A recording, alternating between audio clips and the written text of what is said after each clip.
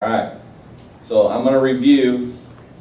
I've got time to review, and then we're going to fly through the book of Joshua today.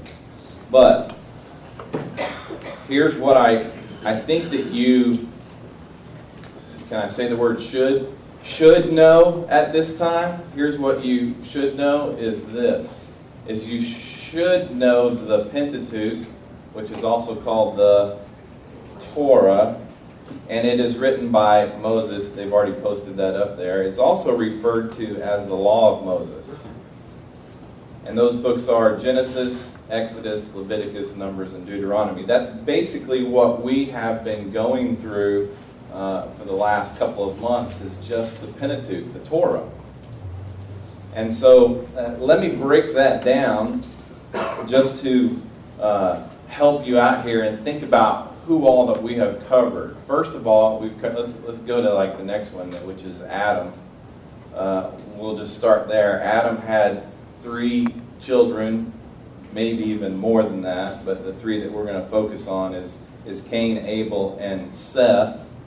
Cain killed Abel, right? And then Seth is the one that genealogy travels through.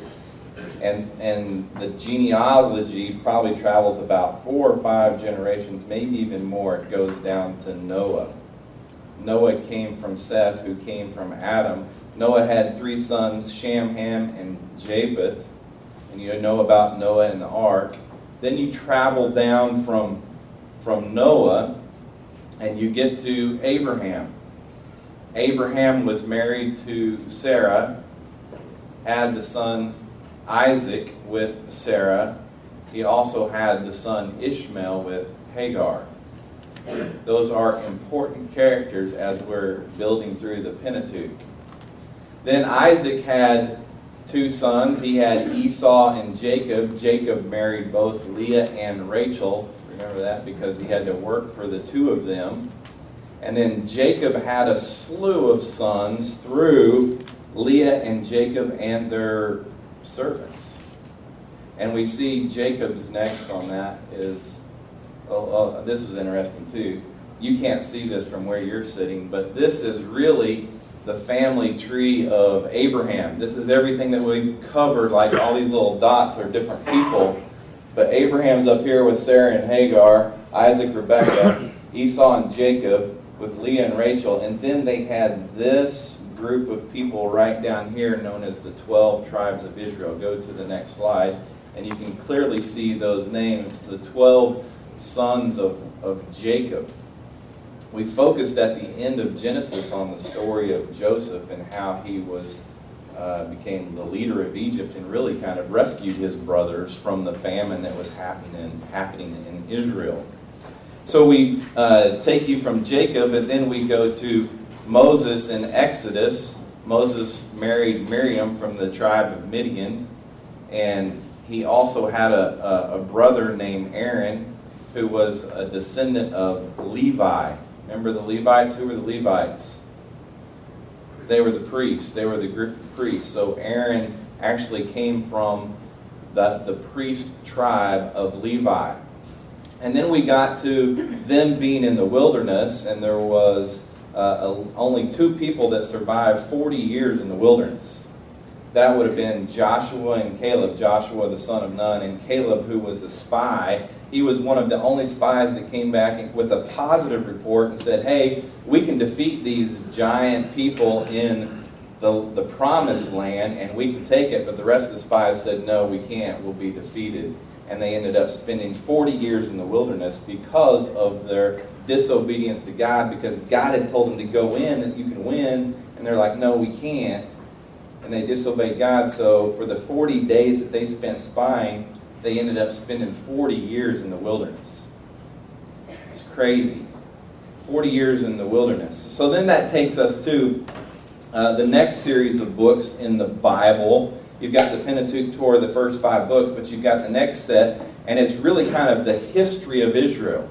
This is the history of Israel, and I don't know how long we'll spend doing this, but the books that it covers are Joshua, Judges, Ruth, 1st and 2nd Samuel, 1st and 2nd Kings, 1st and 2nd Chronicles, Ezra, Nehemiah, and Esther. All those books include the history of Israel and the Jews that we've just talked about from the very beginning to up to this point. Now, we have studied these last three books, Ezra, Nehemiah, and Esther, at the beginning of last year. So when we get to those, I'm sure that we'll probably fly by that, and you can just like listen to that series. But we'll go briefly through this. Today I just want to focus on Joshua. But let me show you something geographically. Let me show you something, what we're looking at. Here's the map of where they were. They were taken into captivity in Egypt. They were slaves there for 400 some odd years. Finally, God brought Moses along and led them out of Egypt. And they traveled down here to what we believe is the area of Mount Sinai. The area of Mount Sinai down here in the southern part. And then they came up here and they spent like 40 years in the wilderness. And last week we got to the end of that story, just on the edge of getting into the promised land, which brought them up to Mount Nebo. Is there one more slide after that? One more map after that? Yeah. So today we're like focused. Here they are on the west side of the Jordan River. What you see right here is the Dead Sea. The Dead Sea is just like this big saltwater lake.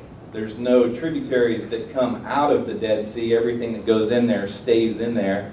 And it's just like there's nothing that can survive in there. It's just salt water. If you go in the Dead Sea and open up your eyes, it will burn, burn, burn. If you go into the Dead Sea with any open cuts or wounds, it will absolutely hurt because it's all salt. But they're in this Jordan River, and actually up here on the north end of the Jordan River is the Sea of Galilee, where we have a lot of stories of Jesus. The Jordan River is also where Jesus was baptized. But now they're at the brink of this. They're on the west side of this. This right here, look, if you've ever seen pictures, this is the wilderness. It's rocky, dry terrain. It's dirt. It's hard. There's nothing that grows on this west side of the Jordan River. If you come over here to the east, did I say west? I'm getting my directions backwards. This is the east side. This is the west side. Sorry. If you come over here to the west side, it is like green and fertile, and there's crops galore. And like right now in Israel, they grow every crop but 7 crops. It's that fertile of a land. It's beautiful. It looks a lot like Indiana. It really does, with crops everywhere. And so the Lord says, and this is the promised land. This is what I've promised you. This is going to be great for you to move in there. And they've waited 40 years eating nothing but manna. We saw what manna was a couple weeks ago. It's just like vanilla wafers. You ate vanilla wafers for 40 years, and now you're going to get to go. You're on the cusp of moving into this fertile, where there's crops already, where there's all sorts of food. We talked about this the other night in our small group, and what would that have been like to go from manna to just like a whole grocery store of products? Would have been different. So now we're talking about Joshua. We're in the book of Joshua. And if you take an early date of Joshua, it would have been around 1400 BC. If you take a later date, it would have been around 1200 BC. They don't have it down to the exact year, but within 200 years of when this actually occurred, between 1400 BC and 1234 BC. I would say that the story that you're hearing here about Joshua is probably the last 15 to 23 years of his life. And I'm going to jump straight to Joshua chapter 3. Joshua chapter 3, they're at the edge of getting into the promised land. Joshua started early the next morning and left the acacia grove with all the Israelites. They went as far as the Jordan and stayed there before crossing. After 3 days, the officers went through the camp and commanded the people, "When you see the ark of the covenant of the Lord your God carried by the Levitical priest, you must break camp and follow it." Now, you have to understand what the ark of the covenant is.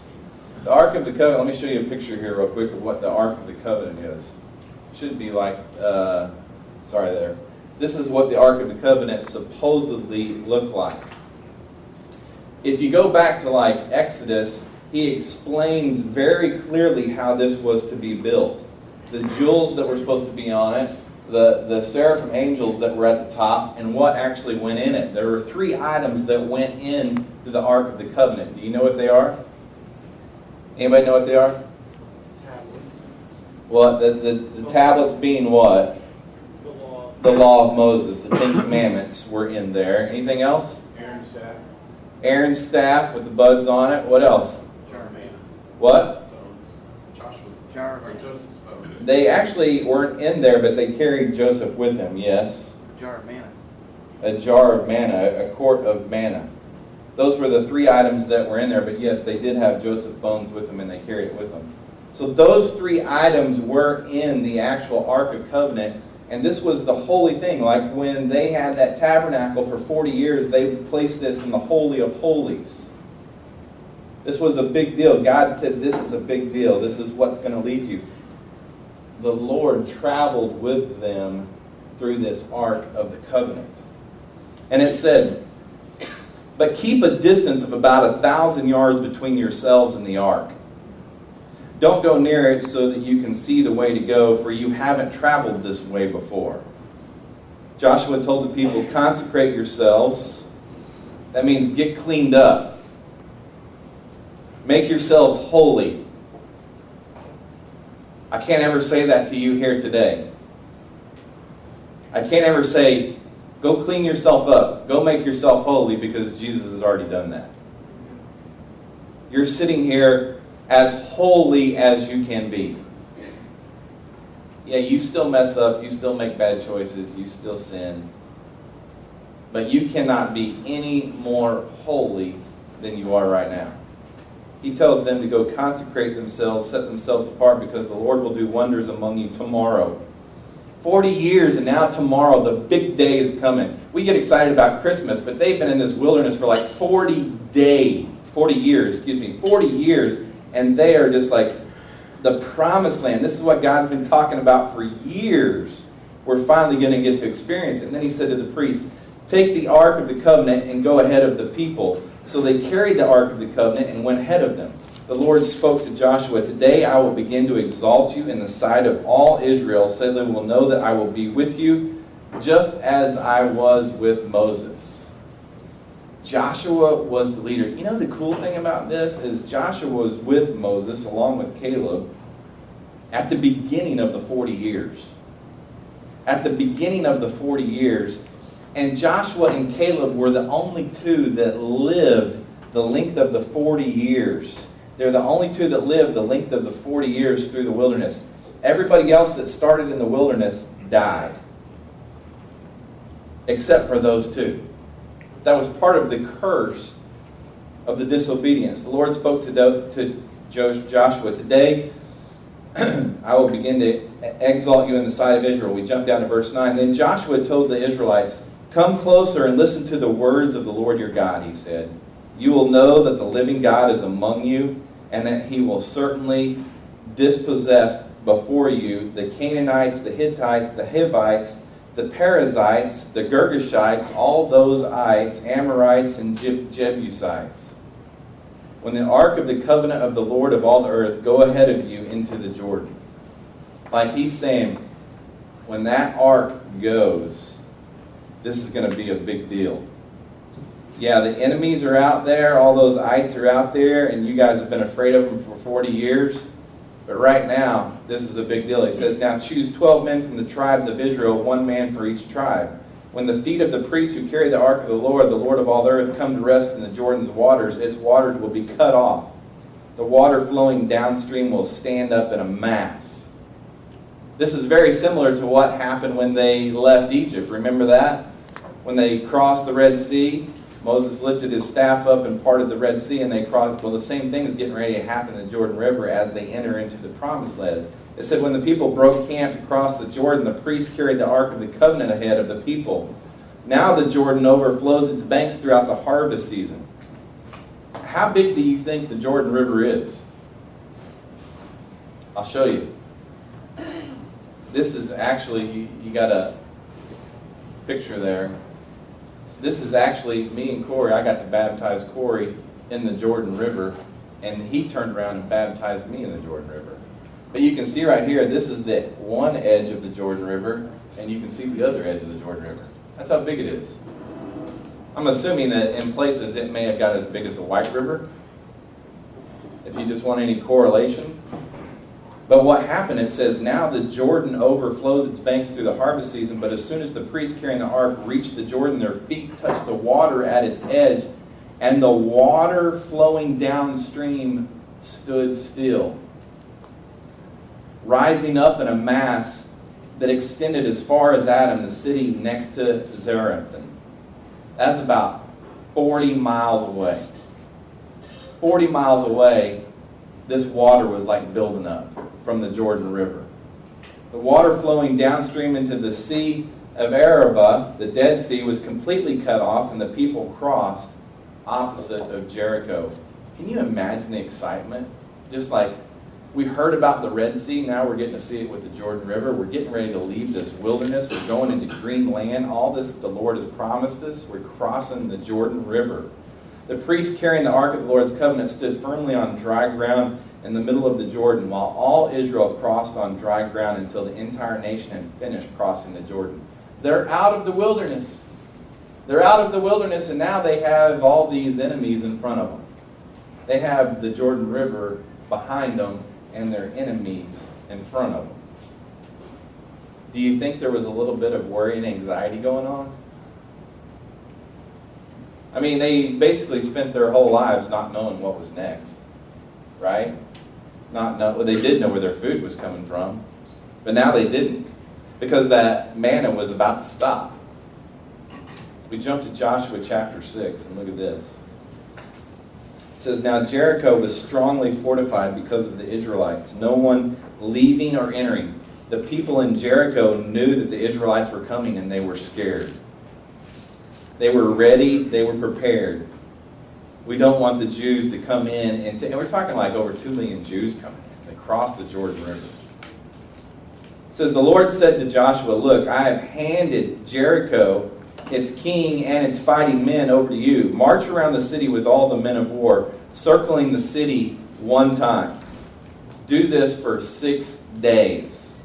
So every day, the soldiers, this Israelite army, all they did was march around the walls of Jericho that were built because they were afraid of the Jews coming. They did this for 6 days, just walking one time around. One time around. You imagine doing that every day and going, what's going on here? What are we doing here?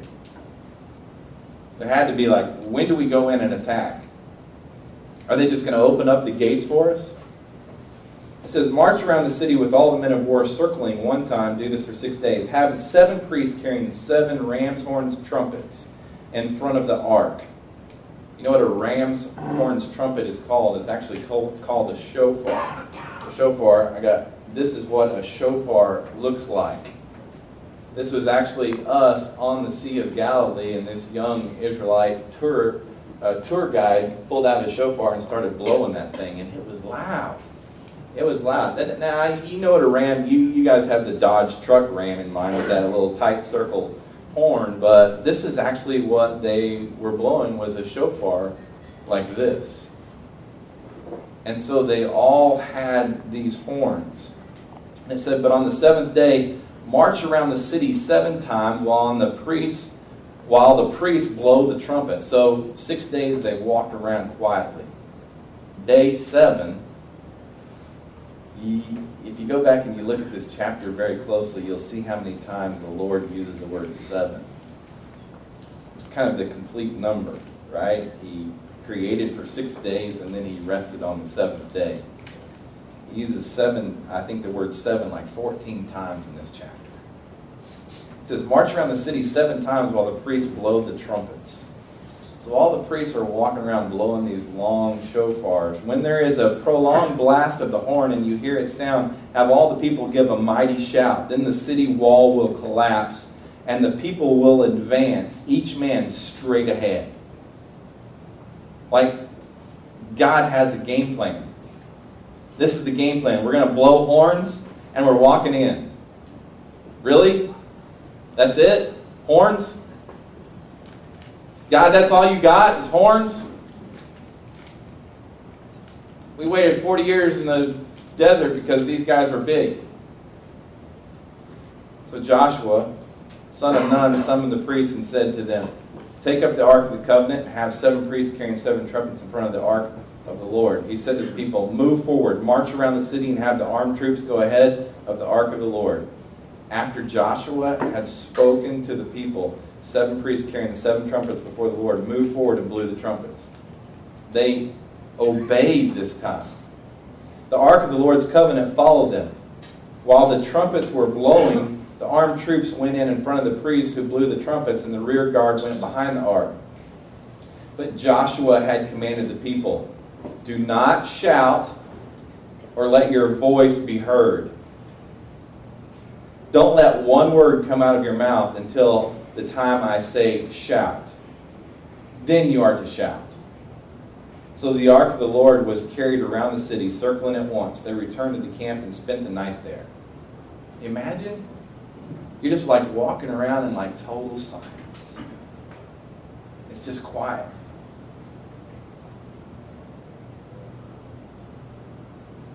The people in Jericho had been like going, what is going on? The stress, the anxiety, the fear, just all that was just like piling up, and you're just walking around in silence.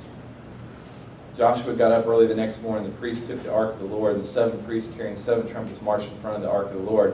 While the trumpets were blowing, the armed troops went in front of them, and the rear guard went behind the ark of the Lord. On the 2nd day, they marched around the city once and returned to the camp. They did this for 6 days. Early on the 7th day, they started at dawn and marched around the city 7 times in the same way. They did everything exactly as God planned for them to do. After the 7th time, the priest blew the trumpets, and Joshua said to the people, shout, for the Lord has given you the city, but the city and everything in it are set apart to the Lord for destruction. Only Rahab, the prostitute, and everyone with her in the house will live, because she hid the men we sent. Remember, she hid the spies. But keep yourselves from the things set apart, or you will be set apart for destruction. If you take any of those things, you will set apart the camp of Israel for destruction and bring disaster on it. Like, you guys have been knuckleheads in the past. You've got to get this thing right now. Don't take anything. For all the silver and gold and the articles of bronze and iron are dedicated to the Lord and must go into the Lord's treasury. In other words, everything already belongs to God. And He's going to take care of it. And then he closes out like this. So the people shouted, and the trumpet sounded. When they heard the blast of the trumpet, the people gave a great shout, and the wall collapsed. The people advanced into the city, each man straight ahead, and they captured the city. They completely destroyed everything in the city with the sword. Every man and woman, both young and old, and every ox, sheep, and donkey. Like, this is the culmination of all this that we've been studying. They've finally made it into the promised land, and they've defeated their first enemy. There's a whole lot of ites out there that have to be defeated. And we see that through the book of Joshua. And we get to the end of the book of Joshua, and they have literally divided the whole promised land to the 12 tribes. To the 12 tribes. Look, I'll show you a map real quick. I had to do it in like 2 parts here because it's so big, but you can see this is the northern part of the promised land, which is Israel, and you can see that they actually divided. Manasseh got this, Naphtali's tribe got this, Asher's tribe got this, and then go to the second part, and you can see one more, the next one, there you go. Moab, Reuben, Gad, Ammon, Ephraim, Dan, Judah, and Simeon. They like literally divided up the land. There's one name that you don't see there. What name is that? What? Levi? Levi. Levi didn't get any land. Why didn't Levi's tribe get any land? They were the priests. They actually got land in every one of those areas. Because you remember, we're on the basis of a tithe here. 10%, everything 10% goes to the priest. So those tribes right there, those 12 tribes, because Ephraim and Manasseh actually came from Joseph, there were 12 tribes, and they actually gave 10% of everything they had to the priest to take care of the priest, and the priest lived in every one of those areas. And that, my friends, is the book of Joshua. They finally made it. God has answered their prayers. Can you imagine what it was like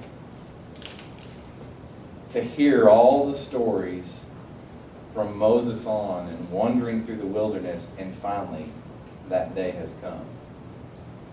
And all they did was march around the city and pray.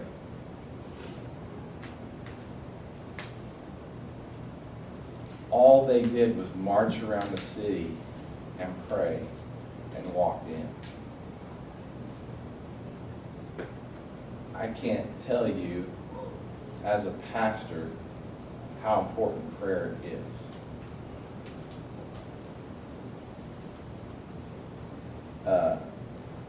Sometimes I enjoy being a pastor, but there's sometimes that I just hate it. And you can imagine what those times are. And this is one of those times where I don't like it. I don't like it because I'm about to share something with you that hurts. And I'll tell you real quick, take the pain out of it. But my friend Joe Harding has had lung issues for the last month or two. And just this Friday they found out that it's lung cancer. And he's not here today, one, because he's just tired. He's tired. His lungs have like filled up with fluid. Not his lungs, but around his lungs, and they've been draining those. And literally, if he just walks for a few steps, he gets tired and he's exhausted, has a hard time breathing. They just went to the doctor on Friday and discovered this. They had time to tell the family. There's not much more to tell you at this point because they have a meeting with the oncologist tomorrow. And I'm assuming that there will be a game plan for that. If you don't know Joe, this is Joe and his wife and 4 daughters. Lisa's here. Joe is a good friend. He works with, show that next picture. I like this picture of Joe and Lisa together in front of that trailer at Holiday World. But Joe, if you know Joe, he is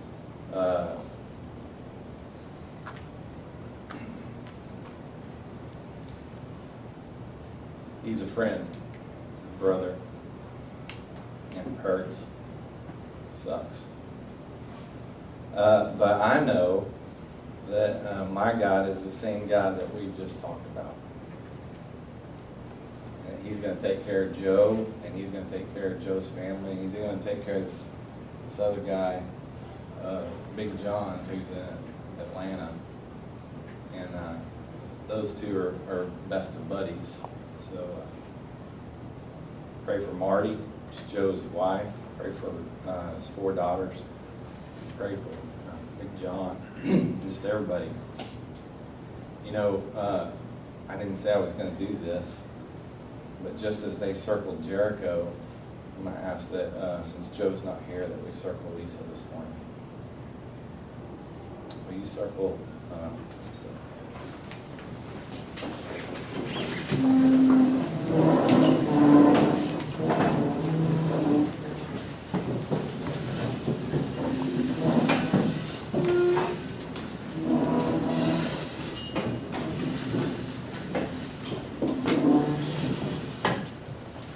feel led to pray for Lisa, Joe, Marty, John, go ahead and do that. I'll close here in a second.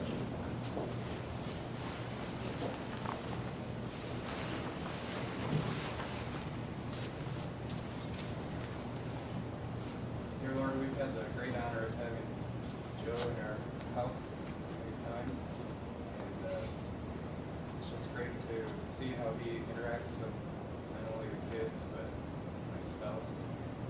When I come home, just the flow that they have after communicating with him, just the light that he allows you to shine through him is incredible. And we know the love that you have for him. We know that you'll take care of him. We trust in God.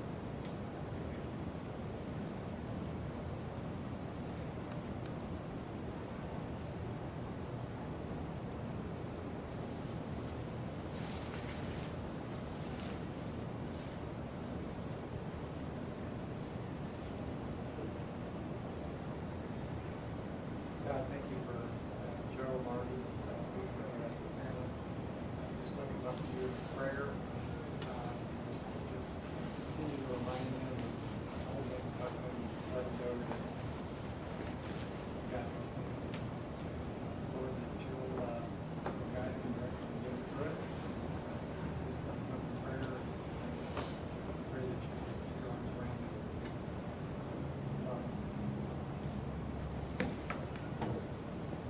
Father, I love you so much from that. I go forth and preach the gospel a few months, a few words, something like that. And Father Joe just took his heart was just unmatched. The way he would preach the gospel is that just grateful for that.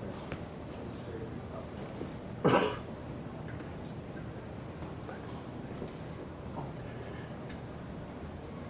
Dear Father, lift up Father Joe, as we've known him. Thank you for using him as a great example, a great tool. He has touched our hearts with laughter and joy, and it's just been an amazing human that we're all blessed to have ever met. Lift up his family, give them the strength, the encouragement, give them the laughter that Joe always has, and let us share in that.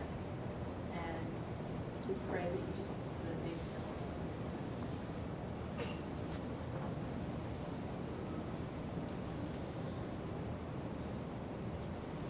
Lord, my prayer for this family is that you would just give them peace and clarity as they walk through these next few months.